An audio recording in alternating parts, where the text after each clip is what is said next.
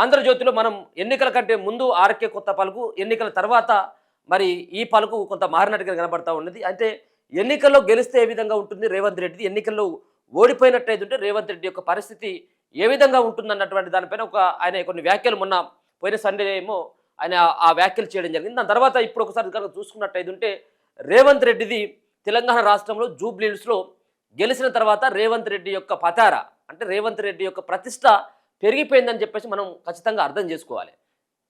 ఎందుకు అంటే ఒక పక్కన బీహార్ ఎన్నికల్లో కేవలం 6 సీట్లకే పరిమితమైనటువంటి కాంగ్రెస్ 200 పైచిలుకున్నటువంటి స్థానాల్లో 6 సీట్లు మాత్రమే ఒంటరిగా గెలిచింది కాంగ్రెస్ పార్టీ. ఇక ఒకే ఒక్క ఉప ఎన్నిక జూబ్లీహిల్స్లో తెలంగాణ రాష్ట్రంలో జరిగితే దాన్ని కైవసం చేసుకున్నది కాంగ్రెస్ పార్టీ. కాబట్టి రేవంత్ రెడ్డిని ఇప్పుడు ఎవరు కూడా కదిలించడం కానీ కదలలేనటువంటి స్థితిలోకి వెళ్ళిపోయాడు. ఇప్పుడు రేవంత్ రెడ్డి బంధం అండ్ రాహుల్ గాంధీ యొక్క బంధం అంతా కూడా పెవికల్ బంధం లాగా మారిపోయింది. ఇక ఇద్దరు కూడా ఇప్పుడు అతుక్కొని పనిచేయాల్సిందే, ఇక తప్పదు. సో ఒకసారి రేవంత్ కా కమాల్ అని చెప్పేసి ఒక వార్త కనబడతా ఉన్నది. సో బీహార్ అసెంబ్లీ ఎన్నికల్లో కాంగ్రెస్ పార్టీ దాదాపుగా మట్టి కరిచిన తెలంగాణలోని జూబ్లీహిల్స్ ఉప ఎన్నికల్లో భారీ మెజార్టీ సాధించడం ద్వారా రాజకీయాలు చేయడంలో తాను ఆరితేరానని రేవంత్ రెడ్డి రుజువు చేసుకున్నారు. కాంగ్రెస్ పార్టీకి ఓటమి తప్పదని, అదే జరిగితే పార్టీలో ప్రభుత్వంలో రేవంత్ బలహీన పడతారని చాలామంది భావించారు. 100%. ఒకవేళ కనుక జూబ్లీహిల్స్లో కాంగ్రెస్ పార్టీ ఓడిపోతే కాంగ్రెస్ పార్టీ పైన ప్రజల యొక్క తిరుగుబాటు అనుకోవచ్చు. మరో పక్కన రేవంత్ రెడ్డి పైన సొంత పార్టీ నేతలు సైతం కూడా తిరుగుబాటు జెండా ఎగిరేసేటువంటి అవకాశం 100% ఉండేది. ఇప్పటికే ఆ సీటు మీద కచ్చిపులేసి పెట్టినరు ఒకరిద్దరు నేతలు. ఇప్పటికే ముఖ్యమంత్రి కుర్చీ పైన రేవంత్ రెడ్డి ఎప్పుడు కొంత అటు ఇట్లా కదిలిస్తాడో దాన్ని కూకోవచ్చు అన్నటువంటి ఒక ఆలోచనతోటి ఇద్దరు ముగ్గురు ఆల్రెడీ కచ్చిపేసి పెట్టిళ్ళు. ఇది ఒక జూబ్లీహిల్స్ ఫలితం కనుక కొంత అటు ఇటు అయిందా గత మినిమట్లుగా ఇప్పుడు ఢిల్లీకి ఒకరిద్దరు నేతలు ప్రయాణం అయిపోయేటోళ్ళు. రేవంత్ రెడ్డి విఫలం అయిపోయింది, రేవంత్ రెడ్డి పని అయిపోయిందని చెప్పేసి చెప్పడానికి.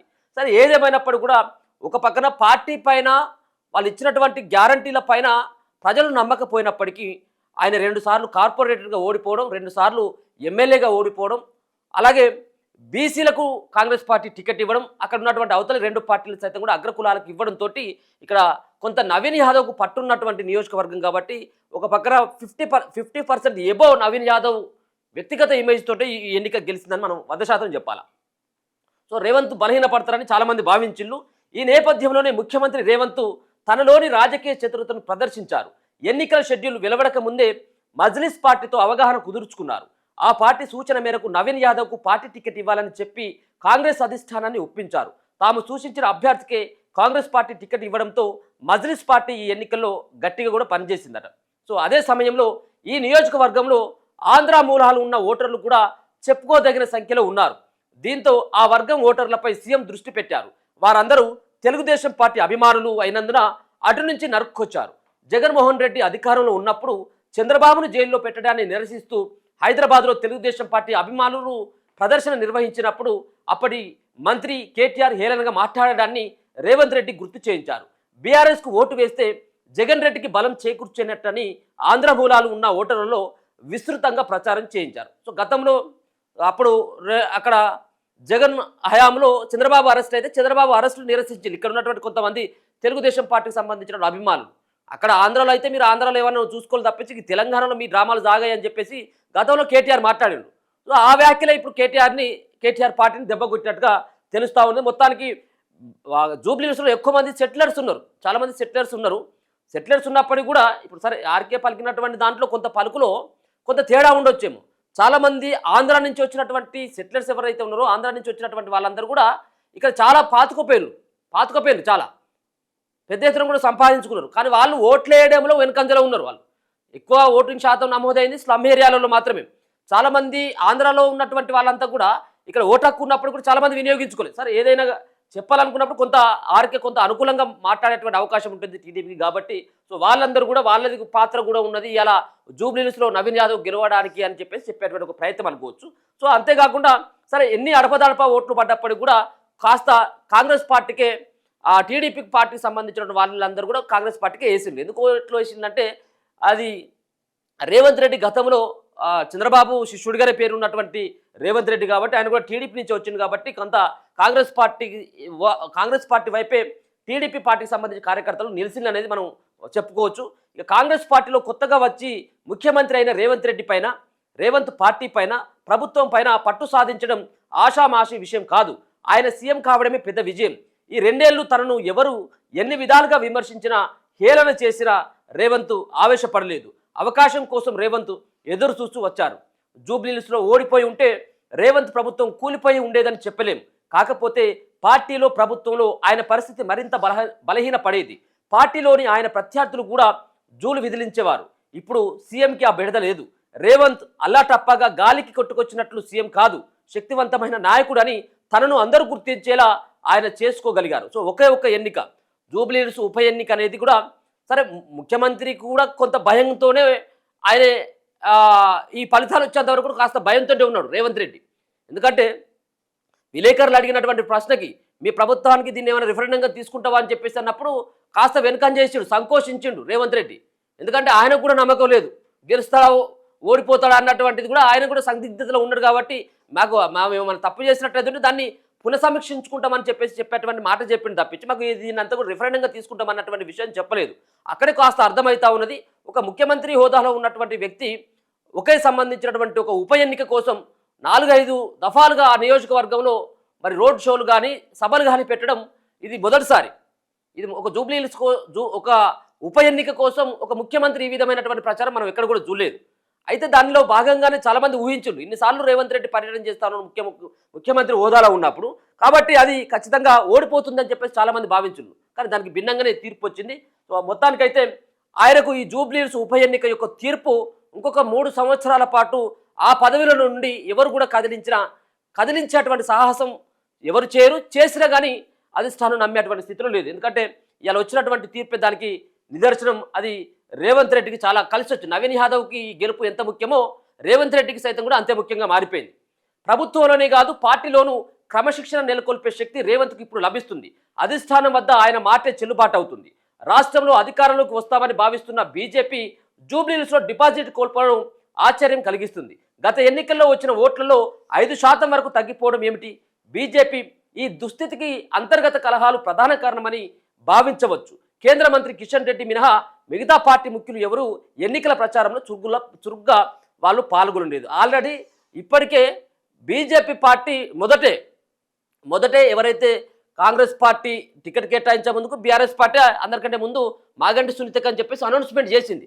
ఇక నవీన్ యాదవ్కి టికెట్ కాంగ్రెస్ పార్టీ ఇచ్చిన తర్వాత ఆల్రెడీ ఒక చేయి కాదు, ఆల్రెడీ 2 చేతులు ఎత్తేసింది. ఇప్పుడు కమలం పార్టీ 2 చేతులు ఎత్తేసి ఇక చేసేది ఏమి లేదు, ఇక ఓడిపోయేటువంటిది అని చెప్పి. సరే, ఏదేమైనప్పటికీ బీజేపీ పార్టీ తనకు తాను నిరూపించుకోవడానికి ఒక బీసీ అస్త్రాన్ని కనుక ఉపయోగించినట్టే, సరే బీసీలు నిలబెడితే బీజేపీ పార్టీ గెలిచేదంటే అది 100% కూడా గెలవకపోవు. అది కూడా బీజేపీ, నాకే కాదు బీజేపీ కార్యకర్తలకు తెలుసు, బీజేపీ నాయకులకు కూడా తెలుసు.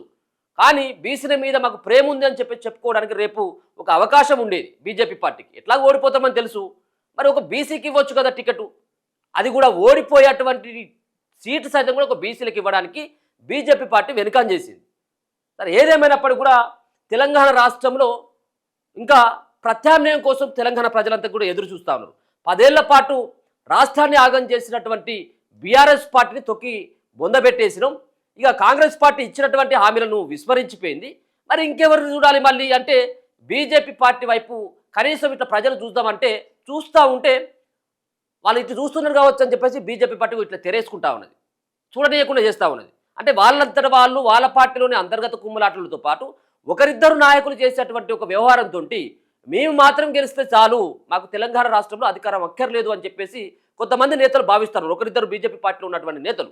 సో వాళ్ళ ద్వారానే బీజేపీ పార్టీకి ఈ విధమైనటువంటి స్థితిలోకి ఉందని 100% చెప్పాలి. ఏది మీ పోరాటం ఏది? క్షేత్రస్థాయిలో మీరు చేసేటువంటి పోరాటం ఏంది? నిరుద్యోగుల పక్షాన నిరుద్యోగులకు రోడ్డు మీదకి ఎక్కినట్టయితే మొదటగా మీరు స్పందించింది ఏమైనా ఉందా?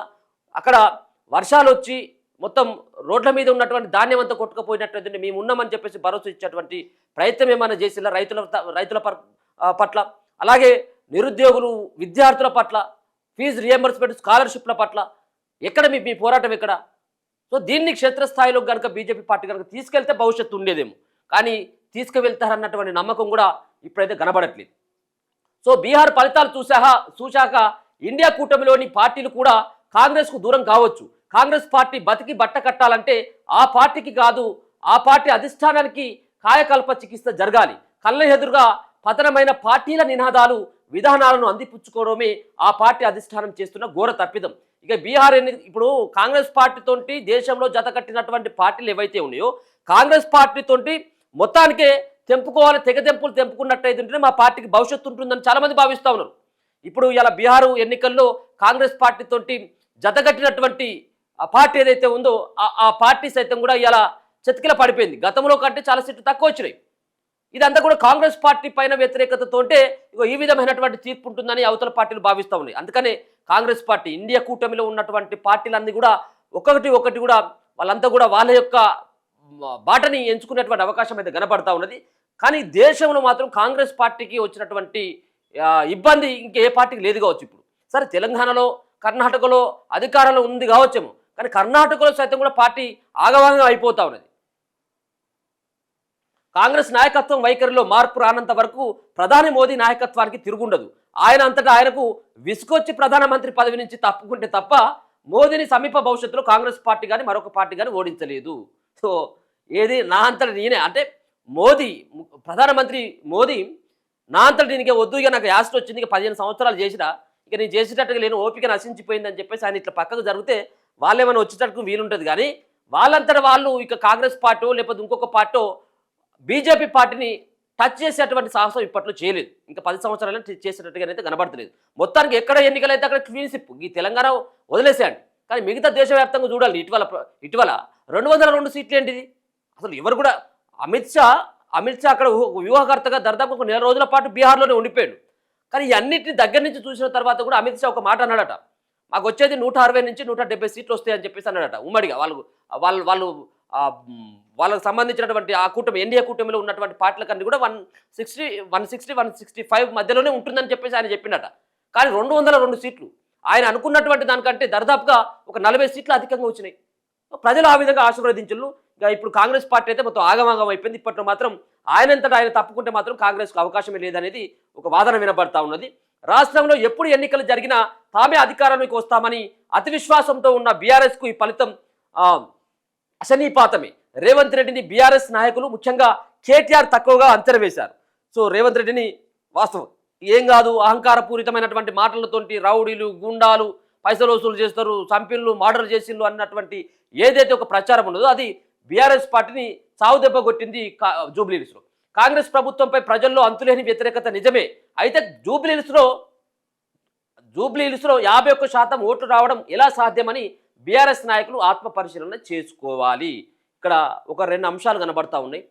51% ఓట్లు అక్కడ కాంగ్రెస్ పార్టీ అభ్యర్థికి రావడం, ఇక్కడ కాంగ్రెస్ ప్రభుత్వంపై ప్రజల్లో అంతులేని వ్యతిరేకత నిజమే. ఇది రాష్ట్ర వ్యాప్తంగా కాంగ్రెస్ పార్టీ పైన ఉన్నటువంటి వ్యతిరేకత. కాంగ్రెస్ పార్టీ పైన బాగా చేసింది వీళ్ళు, బాగా మొత్తం ఒక్కొక్కరి జీవితాలన్నీ కూడా మారిపోయినాయి ఈ యొక్క 20-22 నెలల్లో. అంటే వీళ్ళు చేసింది శూన్యం. 1-2 కావచ్చు, సన్నబియ్యం ఒకటి ఆల్రెడీ ఒక ఆడవాళ్ళు ఎక్కేటువంటి ఒక బస్సు పూర్తి స్థాయిలో ఇంప్లిమెంట్ అవుతున్నట్టుంది. ఇక మిగతాయి కొంతమందికి గ్యాస్ పైసలు కొంతమందికి వస్తాయి, కొంతమందికి రావట్లేదు. 200 యూనిట్లకు సంబంధించి కొంతమందికి వస్తుంది, కొంతమందికి రావట్లేదు. కానీ వీళ్ళు ఇచ్చినటువంటి దాంట్లో వీళ్ళు పెట్టినటువంటి మేనిఫెస్టోలో పెట్టినటువంటి అంశాలు, ఇచ్చినటువంటి గ్యారంటీలో చాలా వరకు లేవు, చాలా వరకు కావట్లేదు. దానిపైన ఇప్పటికే రేవంత్ రెడ్డి పైన కాంగ్రెస్ పార్టీ పైన చాలా విసుగ్గా ఉన్నారు ప్రజలంతా కూడా. కానీ జూబ్లీహిల్స్లో మాత్రం తీర్పు వేరేగా ఉంది. అంటే జూబ్లీహిల్స్లో అది వేరే రకమైనటువంటి తీర్పు అనుకోండి. ఎందుకంటే ఇది సిటీ కావడం, జూబ్లీహిల్స్లో ఆయన 2 సార్లు ఓడిపోవడం, బీసీకి ఇవ్వడం ద్వారా ఆడ కాంగ్రెస్ పార్టీ విజయం సాధించింది. అధికారంలో ఉన్నప్పుడు వెనకేసుకున్న సొమ్ముతో యూట్యూబ్ ఛానళ్లు పెట్టించి వాటిల్లో అనుకూలంగా ప్రచారం చేయించుకుంటూ అదే నిజమని కేటీఆర్ భ్రమల్లో బతుకుతున్నారు. రాజకీయ పరీక్షల్లో ప్రస్తుతానికి రేవంత్ పాస్ అయ్యారు. ఇకపై జనాభిమానాన్ని చురగొనడానికి ఆయన ప్రయత్నించాలి. రాజధానిలో మధ్యతరగతి ఆపై వర్గాల ప్రజల్లో ప్రభుత్వం పట్ల వ్యతిరేకత ఉంది. గ్రామీణ ప్రాంతాల్లో కూడా ప్రభుత్వంపై కొంత వ్యతిరేకత ఉంది. హైదరాబాద్లో జూబ్లీహిల్స్ వంటి స్థానాన్ని గెలుచుకోగలిగిన సీఎంకు రాష్ట్రంలోని మిగతా నియోజకవర్గాల ప్రజల మనోగతం తెలియదని అనుకోలేం. ప్రజల్లో ఫీల్ గుడ్ భావన కల్పించడానికి తీసుకోవాల్సిన చర్యలపై ముఖ్యమంత్రి దృష్టి సారించాలి. సో ఇప్పటికైనా కానీ 2-3 స్కీమ్స్ కనుక పూర్తి స్థాయిలో ఇంప్లిమెంట్ కనుక చేసినట్టయితే రేవంత్ రెడ్డి ప్రభుత్వం సక్సెస్ అవుతుంది. ఒకటేమో నిరుద్యోగులకు ఇచ్చినటువంటి హామీ 2 లక్షలకు సంబంధించిన ఉద్యోగాల అంశంతో పాటు మరొక పక్కన రైతులకు ఇవ్వాల్సినటువంటి వాటిపైన 2 లక్షల రుణమాఫీ ఏదైతే ఉందో అది ఇంకా కొంత పెండింగ్లో ఉన్నది. సో అంతేకాకుండా బోనస్కు సంబంధించినటువంటి పైసలు కావచ్చు, వృద్ధులకు వికలాంగులకు పెంచాల్సినటువంటి పెన్షన్ కావచ్చు, అంతేకాకుండా మహిళలకు ఇస్తానన్నటువంటి సరే తులం బంగారం విషయం తర్వాత కానీ 2,500 రూపాయలు ఏవైతే ఉన్నాయో 2,500 రూపాయలు మహిళలకి, ఆయన నిరుద్యోగులకు ఇచ్చినటువంటి హామీ, రైతులకు ఇచ్చినటువంటి హామీలను కనుక కాంగ్రెస్ పార్టీ కనుక నెరవేర్చినట్టయితుంటే కాంగ్రెస్ పార్టీకి తిరుగుండదు. కానీ వీటన్నిటిని చేస్తుందా అన్నటువంటిది ఏమైనా నమ్మకం ఉందంటే నమ్మకం లేదు. ఎందుకు నమ్మకం లేదంటే దాన్ని అవి కావాలంటే పైసలు కావాలి కదా. మన గల పెట్టేంత కూడా గలగల రాలే, గలగల లేదు గిలగిల లేదు, అదంతా కూడా మొత్తం అంతా కూడా ఖాళీ సంచి కాడ కొట్లాట అయిపోయింది కదా. సో వాటిని చేస్తాడంటే చేసేటువంటి నమ్మకం కూడా లేదు కాబట్టి ఇది కాస్త కాంగ్రెస్ పార్టీకి ఇబ్బంది కలిగేటువంటి మాటే. సో అది ఆర్కే కొత్త పలుకులో రేవంత్ కా కమాల్ అని చెప్పేసి ఒక ఆయన రాసుకొచ్చేటువంటి ప్రయత్నం చేస్తే